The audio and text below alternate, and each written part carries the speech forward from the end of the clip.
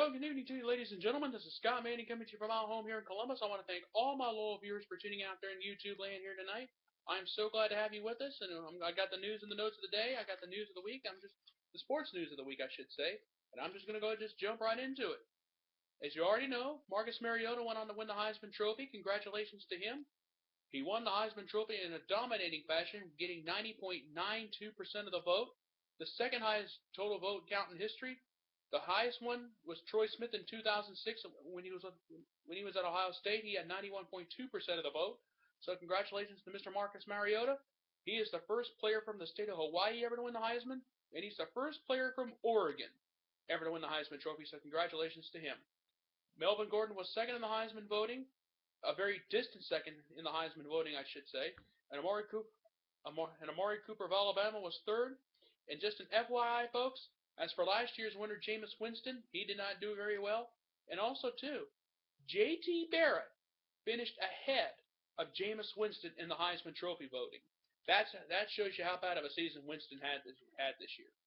So, Florida State will play Oregon in one of the national semifinal games. At that game, they'll be playing in the Rose Bowl.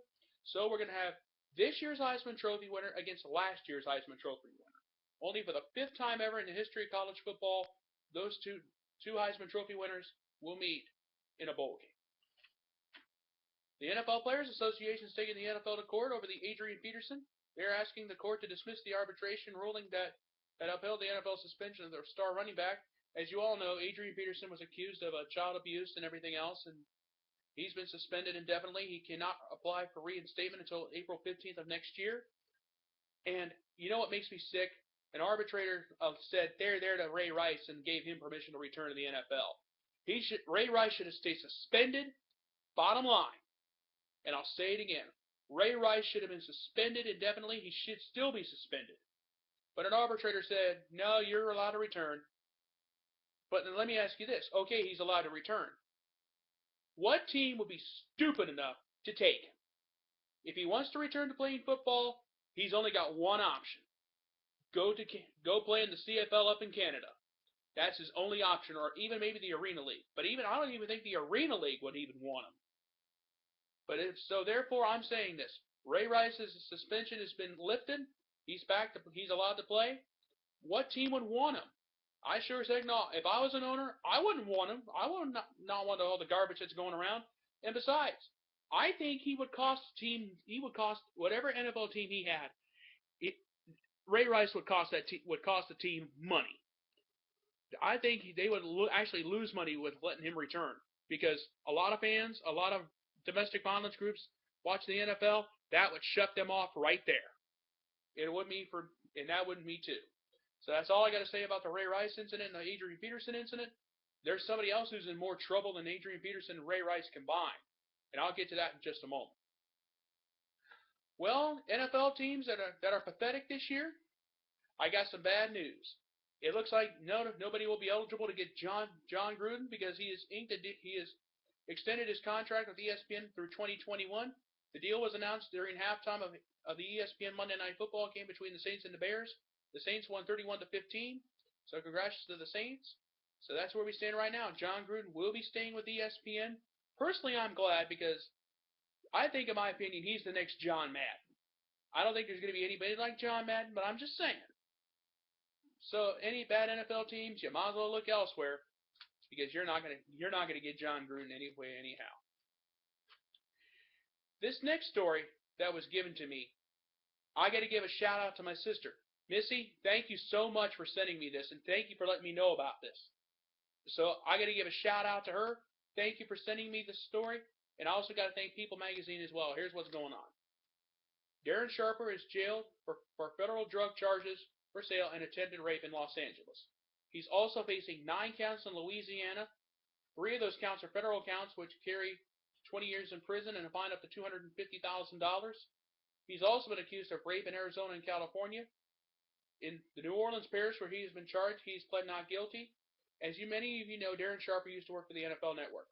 He has been fired after the drug charges were first announced, and also, too, he's looking at some major trouble. Yeah, I thought Adrian Peterson and Ray Rice did something really, really bad. So all 3 of them, I think at least Darren Sharper is looking at a lot worse trouble because he's facing federal charges, and it's going to be a lot worse. You could go to so it's a People Magazine article. So go to peoplemagazine.com, and you might be able to find this. But I figured I'd share this with you tonight. I got to give 2 shout-outs. People Magazine, thank you. To my sister Missy, thank you so much for sending me this story. I really do appreciate it. So if you want to look at this, go online to peoplemagazine.com, and you can get the whole story. I'm just giving you the bits and pieces of what I know. And I thank you, Missy, for sharing this, for letting me know about this. Well, folks, the NFL playoffs are in full swing right now, and there's a lot going on this weekend, and there's a lot going on, and here's how the NFL playoff picture looks at the moment. In the NFC, the 1 seed is Arizona at 11-3. The number 2 seed, the Detroit Lions. Surprisingly, it was the Packers, but after the Bills beat the Packers on Sunday and Aaron Rodgers had a bad game, they have dropped from the number 2 seed to the number 6 seed. The number 3 seed, the Dallas Cowboys at 10-4. And the number 4 seed, the 6-8 New Orleans Saints. Could you imagine? Seattle is the 5th seed at 10-4, and Green Bay is the 6th seed at 10-4 as well, and Philadelphia is on the outside looking in. Could you imagine in the NFC a team below 500 get into the playoffs, and a team possibly with an 11-5 record miss the playoffs? That's going to be something worth laughing about. But it's possible. It could happen. So I wouldn't be laughing too hard if I were you. So that's where we stand right now in the NFC. The AFC. Number 1, New England at 11-3. The 2 seed, Denver, 11-3. The Indianapolis Colts at 10-4. The Cincinnati Bengals at 9-4. The Pittsburgh Steelers at 9-5. And the Baltimore Ravens at 9-5. The 2 teams on the outside looking in are Kansas City and San Diego, both at 8-6. So the NFL playoffs are really heating up. It's going to come down to the nitty-gritty, baby, and it's only going to get better. And there's a game on Saturday night. I don't know who's playing. I'll have to double check. I can double check here, probably here in a little while. I know Seattle's playing. I know the Redskins play the Eagles. That's the early game. And the 49ers and the Chargers, I think, are the later game. That's an 8 o'clock start, if my memory serves me correct. So that's where we stand in the NFL playoff picture. And that's where we go from there. Also, too, tonight, I got to extend this out. Congratulations to Kobe Bryant for passing Michael Jordan for 3rd all-time in scoring. But it's been kind of a bittersweet celebration because, as you all know, the LA Lakers are struggling this season. They're below 500 and they're struggling. And with everything going on right now, Kobe's screaming at everybody. We got to get with the program here. We're all struggling. Remember that during my 100th show spectacular, Magic Johnson was saying, I hope the Lakers lose the rest of the way so they can get a good draft pick. They almost have to lose. They're gonna have to be pathetic the rest of the way if they're gonna get a good draft pick and get some guys and get in the draft lottery. Right now, the Lakers are struggling very badly. It's to the point now, I'm starting to agree with Magic Johnson, and I didn't like him when he played because he was too much of a whiner. But that's old school. That's old news. We'll move on to something else here. But anyway, congratulations to Kobe Bryant for passing Michael Jordan for 3rd all time. So my congrats to you. Folks, I got to ask you, how about those Cleveland Browns, huh? Getting shut out at home against Cincinnati 30-0. Mr. Johnny Football, Johnny Manziel, got sacked about 4 or 5 times. He threw about 5 interceptions, I do believe. He only had about 80-some-odd yards passing. And the Cincinnati Bengals did one thing very well. They taunted Manziel for the whole game with the little money sign. And I think, basically, Manziel's getting a taste of reality. The Bengals flat out just taught him a lesson that this ain't the college game anymore, son. It's his first start. Give him a chance. But also, too, there's something else that I think you should know. Bernie Kosar, the longtime quarterback of the Cleveland Browns, blames the front office. Let me repeat that again just to make sure you guys heard me correctly. Bernie Kosar is blaming the front office. And this is from a WTAM 1100 interview out in Cleveland, up in the Cleveland area. This is what he said. And this is his words, and I quote. The former Browns quarterback said an uneducated front office is responsible for the debacle on Sunday. They don't know how to lead and organize at a culture for doing what you have to do. Playing winning football. This is what Kosar said in a Cleveland interview. He's blaming the front office. I agree with Bernie. The front office they need to change their whole personnel. because this whole thing is not working.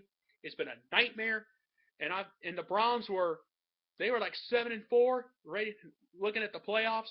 Now they're eliminated. They're at 7-7 right now, and the Browns are officially eliminated from the playoffs, and it's a sad day in Cleveland. My heart goes out to the Brownies because they were looking really, really good. And Bernie's right. I agree. So what I'm going to do is tomorrow morning, I'm going to post an opinion question, but I'm going to give you a special preview, and here it is. Who do you blame for the Cleveland Browns' troubles? Do you blame the front office, or do you blame somebody else? I will post this on my Facebook page tomorrow, and I would love to hear from you on that, even if you agree with me, or even if you disagree with me. I will post this tomorrow morning, and this will be my opinion question of the week. I decided to bring it back because I want to see what you guys have to say about this. So basically right now, we have a lot of worry. The Browns have a lot of stuff they need to fix, especially in their front office, because that's who Bernie Kosar is blaming at this hour. Also, too, I didn't forget about the college basketball rankings. I didn't forget about all that. Jahlil Okafor celebrated his birthday on Tuesday with a huge win over Memphis when Duke beat Memphis. He had 25 points, 20 rebounds, and Duke goes to 9-0. Their next game is against UConn on Thursday night. Mark this down, folks. Duke, UConn, Thursday night, 8 o'clock on ESPN. Mark this down, because I plan on watching that game, baby, because I'm going to watch my Dukies. You know how I am when it comes to college basketball. When I'm not an Ohio State guy, I'm a Duke guy all the way. I like Coach K. He was a great person to play for, and it's been a wonderful moment for him. So good luck on Thursday night to both teams. We'll see how it turns out. Kentucky is still the unanimous number one team in the nation, though. The Wildcats got all 65 first place votes in the new poll on Monday. Duke, Arizona, Louisville, and Wisconsin round out the top 5. So we got a long week here in college basketball. So we got Duke plays UConn tonight. Kentucky's still number 1. I think Kentucky can run the table. Who can stop them? Well, I know one thing for sure. The North Carolina Tar Heels couldn't stop them. They couldn't do anything. I think this time John Calipari has a national title team that could possibly go undefeated. We'll have to wait and see what happens. Not saying anything yet, but that's how it looks right now. And finally tonight, Ohio State leads in another category. They lead the country in attendance in college football. Leading their attendance, Ohio State football leads in another category. They lead in attendance, ending the 16-year reign of the Michigan Wolverines. As all of you know, Michigan's had some struggles ever since Lloyd Carr. This whole thing started with Michigan, if you ask me. The whole nightmare with Michigan started after Appalachian State pulled off the biggest upset in the history of college football about 7 years ago. The decline of the Michigan program, it's been declining ever since. There's been a lot of problems, and there's 5 other takeaways this season. Do you guys remember the University of Alabama Birmingham doing away with their dropping football for financial reasons? UAB's attendance was better than 36 other schools in the country.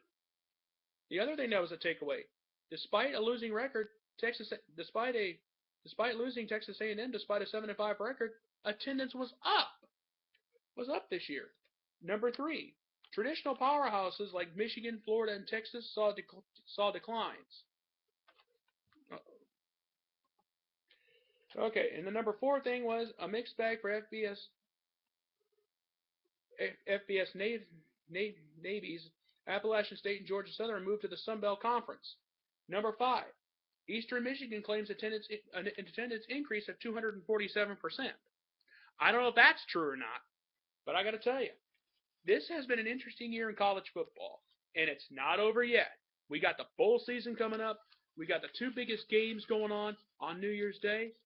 We got the Rose Bowl between Florida State and Oregon in one semifinal game. The other semifinal will be the Sugar Bowl between Alabama and Ohio State. So the way it looks right now, it's going to be a very interesting rest of the way. Somebody asked me yesterday, but also too on a side note, somebody asked me yesterday, if Ohio State cannot win the national championship, who would you like to see win it? Now, I'm an Alabama guy on the side, and when it comes to college football, I admit. But I'm going to be honest with you this time. I got to say this. If Ohio State cannot win the national championship, I hope Oregon does. They have never won it. They've never come this far, and they've never won a national title. I would love to see Oregon do it. If not, I'll settle for Alabama. But but I don't care who it is, as long as it's not Florida State, because Jameis Winston proves he can get away with anything. He thinks he's all special. He's all that. He's basically gotten free passes for everything that he's done. So that's how I feel at this hour. Well, folks, I have decided next week's show will be on Tuesday, and it's going to be my special Christmas show. It's probably going to be my year in review. I'll look back at the sports news of the year and see what has happened, and a lot of things have gone on this year. I want to thank all my loyal viewers for tuning in. This is my first year of doing these shows. I had my 100th show spectacular last week, but I want to thank all of you, my loyal viewers, for tuning in every week. And tonight's show is sponsored in part by you, the fans, who make this worthwhile every day. And I want to thank all my loyal viewers for tuning in. And I'm going to go ahead and sign off for the night. And I just want to say thank you. Have a Merry Christmas. I'll probably be back next Tuesday night because I got something going on Wednesday. So until then, this is Scott Manning saying good night, good luck, and thank you. And I thank you, and good night.